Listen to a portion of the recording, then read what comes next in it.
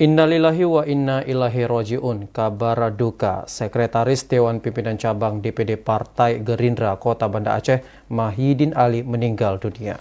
Almarhum Mahidin Ali meninggal setelah menjalani perawatan secara intensif beberapa hari di RSUD Meraksa akibat penyakit yang dideritanya.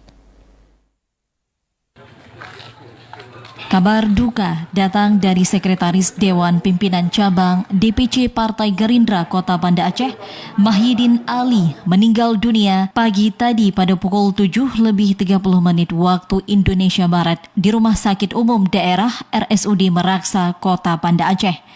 Almarhum Mahidin Ali meninggal setelah menjalani perawatan secara intensif beberapa hari di RSUD Meraksa akibat penyakit yang dideritanya. Almarhum meninggalkan seorang istri dan 3 orang anak.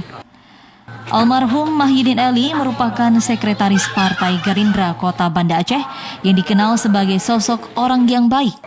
Selama menjalankan organisasi partai politik Gerindra Kota Banda Aceh, almarhum juga aktif di organisasi Forum Persatuan Ketua Pemuda atau FPKP Kota Banda Aceh.